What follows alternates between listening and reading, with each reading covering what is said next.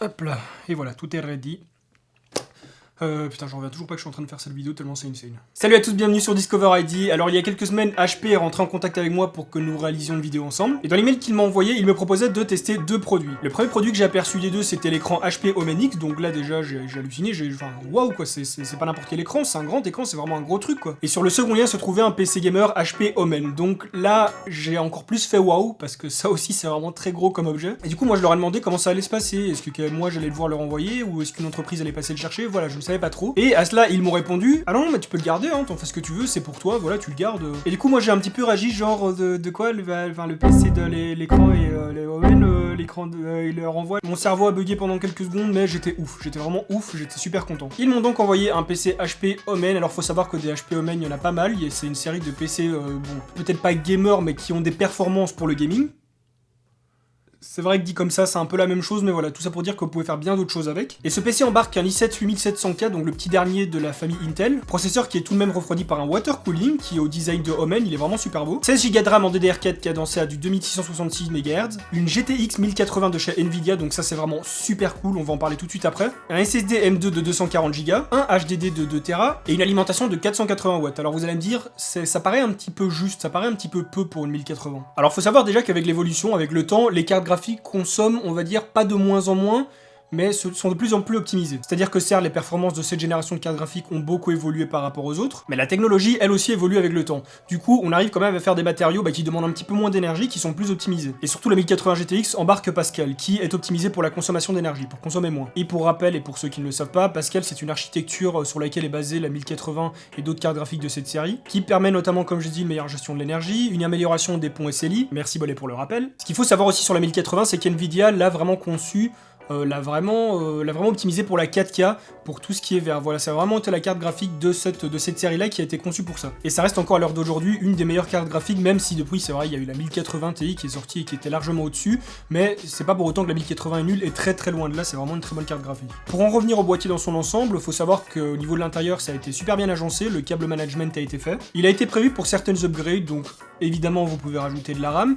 Il y a également possibilité de rajouter une seconde carte graphique pour faire un SLI, donc en gros vous avez le port PCIe qui est prêt, vous avez le câble d'alimentation qui est là, qui est prêt aussi à être dégainé. Mais le petit problème dans l'histoire, c'est que l'alimentation c'est une 500 watts, plus précisément 480. Et autant la 1080 consomme pas tellement que ça, c'est-à-dire qu'elle consomme aux alentours des 250 watts si je me souviens bien. Autant le problème là, c'est que si vous voulez en rajouter une deuxième, ce sera pas suffisant, ce qui ferait que vous devrez quand même changer l'alimentation et du coup refaire également par la même occasion tout le câble management. C'est tout à fait possible, c'est tout à fait faisable, mais en général, moi c'est pour ça que je conseille toujours quand je monte des PC de prendre une alimentation quand même assez légèrement, voire pas mal plus au-dessus de ce que vous avez besoin, sans abuser non plus, faut pas prendre une alimentation à 1000 watts. Mais là par exemple, moi dans ce PC, j'aurais mis plutôt une petite 600 voire 650 watts pour envisager ce genre d'upgrade. C'est un petit point négatif, c'est pas très grave non plus, parce que bon, faut se dire une chose, c'est qu'aussi une personne qui va acheter un PC déjà prémonté, c'est parce que c'est probablement pas dans ses plans de commencer à upgrade, de commencer de faire du montage et tout, peut-être parce que soit c'est pas dans ses envies, dans ses plans, ni même dans ses capacités. Et du coup, on va dire que soit pour un public lambda, voilà, un grand public, ou même un public gamer, mais qui ne s'y connaît pas spécialement en hardware et qui n'a pas,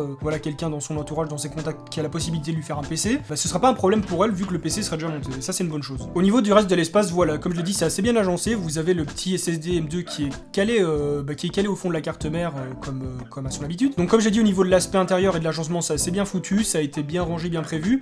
La carte mère elle est rouge, c'est assez spécial, c'est assez sympa. C'est pas une carte mère de chez Aorus avec des LED partout, ni une Asus Strix ou quoi, mais elle a le mérite quand même d'être de se démarquer un petit peu des cartes mères un petit peu lambda vertes qu'on voit d'habitude. Je trouve ça assez joli et ça rentre dans le thème de Omen qui est dans le noir et le rouge. On a donc dessus le petit SSD en M2 qui est bien calé dessus à son habitude, le petit disque dur qui est mis dans son rack, et alors on a un rack supplémentaire pour brancher un disque dur supplémentaire par la suite. A savoir que sur la face extérieure de la tour, vous avez également deux racks qui sont bien disposés, je trouve ça intelligent quand même et sympa et facile d'accès. Deux racks donc qui sont sur la face avant du boîtier au-dessus, que vous avez qu'à déverrouiller, retirer, brancher le disque dur, remettre dedans, et voilà, c'est super facile. Point super intéressant également, la carte mère embarque déjà le Wi-Fi et le Bluetooth, donc on ne devra pas s'encombrer avec d'autres cartes ou clés USB. Sur le boîtier, on va donc retrouver le bouton Power, une entrée et sortie jack, deux ports USB 3.0, deux ports USB Type C, et un lecteur des cartes SD en 3.0, ce qui est très sympa également. Et il y a également un lecteur CD intégré. Après voilà, je vous avoue que moi, CD, ça doit faire 5 ou 6 ans que j'ai plus touché un CD, mais bon, au moins il est là, on sait jamais. Le gros point positif de ce boîtier pour moi, c'est tout simplement son aspect, je le trouve vraiment magnifique. Tous les constructeurs de PC ne font pas spécialement des bons choix au niveau des boîtiers, et là je trouve que c'est le cas, c'est vraiment le cas. On sent direct qu'ils sont allés s'inspirer de ce qu'aiment les gamers, déjà ses motifs en carbone, son aspect un petit peu particulier, je dirais sculpté, taillé, sa forme voilà, vraiment très particulière. Le logo Omen rétro-éclairé qui est vraiment très sympa aussi, j'aime beaucoup le design Omen pour pour ma part. Les sorties d'aération sur le dessous qui sont rétro-éclairées par des LED rouges. Et alors la petite fenêtre sur une des faces qui permet de voir l'intérieur du boîtier, voilà, ils sont vraiment inspirés de ce qu'aiment les gamers en général. Et c'est très bien de parler du PC, mais comme je l'ai dit, ils m'ont envoyé un écran avec. 35 pouces, 2K, 21/9, incurvé, G-Sync. Et il y a même la possibilité de monter et de le descendre très facilement, il est vraiment très souple à ce niveau-là. Et son design qui est vraiment très simple mais joli. Donc j'ai dit le mot G-Sync, pour ceux qui savent pas ce que c'est, le G-Sync c'est un petit peu une alternative révolutionnaire à la V-Sync. Vous aurez sûrement remarqué que en jeu, quand vous n'activez pas la synchro verticale, il y a des espèces de petites déchirures horizontales qui apparaissent sur l'écran. Du coup, le rôle de la synchro verticale, la V-Sync, ça va être de réparer ces déchirures, on va dire. Mais le problème avec la V-Sync, c'est que pour fonctionner, elle puise en ressources sur la carte graphique exclusivement. Du coup, bah forcément, vous allez perdre en performance en jeu.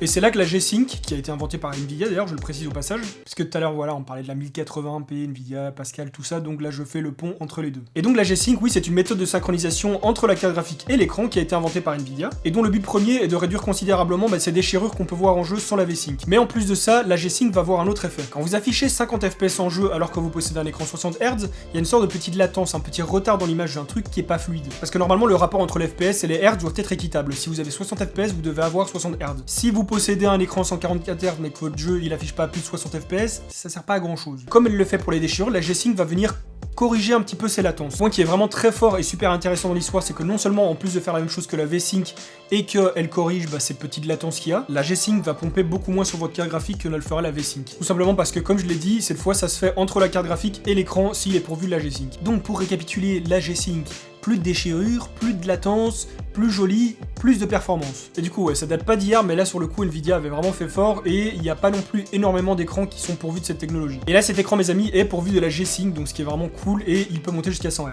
Seul petit point négatif, et encore, je ne veux pas appeler ça des points négatifs, c'est du détail, mais bon, voilà, HP m'a vraiment donné carte blanche pour dire ce que je voulais, donc je vais le dire. Le premier, c'est que le bloc d'alimentation de l'écran, il est comme ça, c'est une brique, le truc, c'est un double pavé. Si tu le lances dans une fenêtre, elle pète et tu pètes même ce qu'il y a en dessous. Mais comme je le dis, c'est qu'un détail parce que c'est pas spécialement un truc dérangeant étant donné que l'alimentation elle va se trouver au sol, c'est pas le truc que vous allez laisser sur votre PC ou sur votre clavier, il va se trouver au sol donc il va pas vous déranger techniquement. Et second petit point à relever, c'est que l'écran chauffe quand même pas mal, on va dire, c'est pas non plus un four, il est pas bouillant, mais quand tu mets la main en dessous, voilà, quand tu mets la main en dessous de l'écran ou même derrière après peut-être 1 heure d'utilisation, tu sens qu'il est déjà quand même, il a bien chauffé quoi. Mais c'est pas mauvais pour l'écran, il a été conçu pour et c'est normal vu toute la technologie qu'il embarque, c'est totalement normal qu'il puisse chauffer, donc c'est pas dangereux pour lui ni pour toi, c'est juste que voilà, si t'es en été qui fait super chaud, ton écran diffuse un tout petit peu de chaleur en plus, voilà. Bon.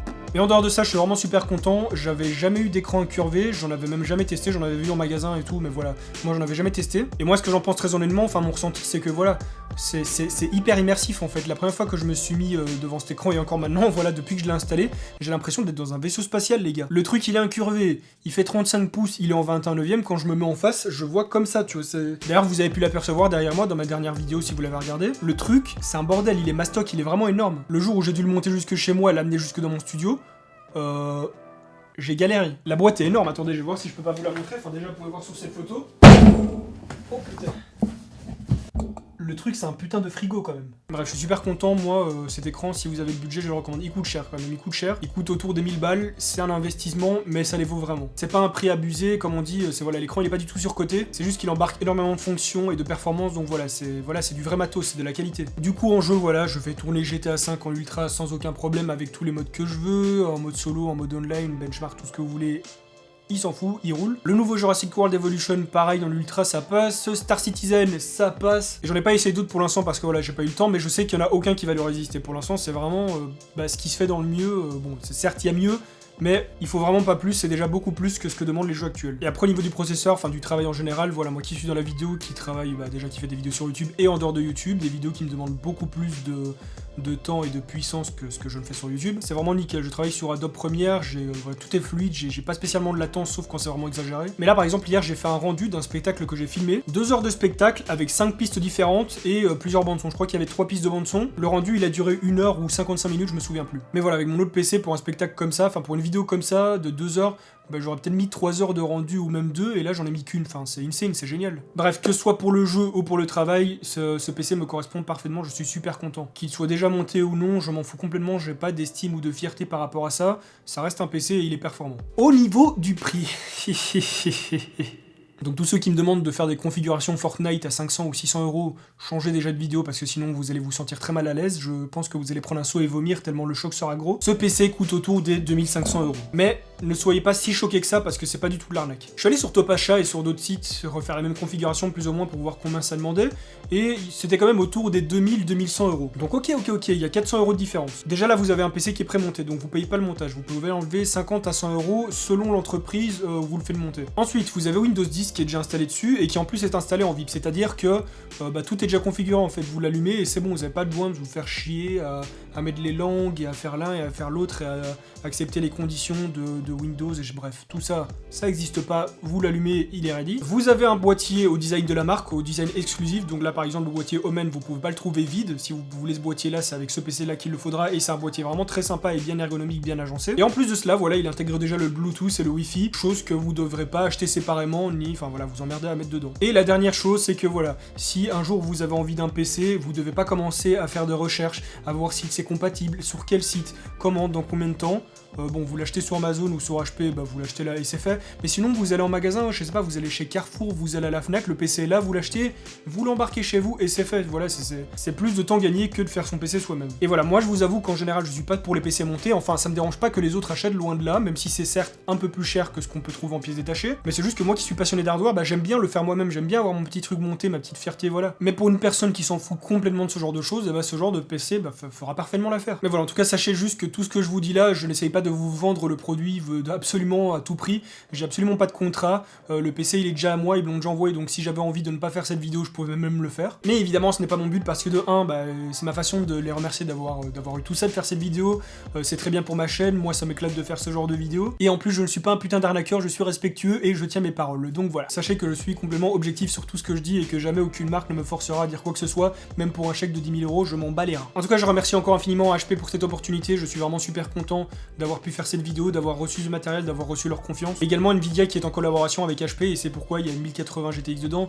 c'est pourquoi l'écran est en G-Sync, voilà. Et pour finir, merci également à Margot qui a pris contact avec moi et qui a été très claire et très pro, merci beaucoup. Si vous avez aimé cette vidéo, n'hésitez pas à lâcher le petit like pour le soutien et à vous abonner à ma chaîne YouTube sans oublier la petite cloche pour être notifié de mes nouvelles vidéos. Et sur ce, on se retrouve très bientôt pour une nouvelle vidéo, portez-vous bien, bye les gens.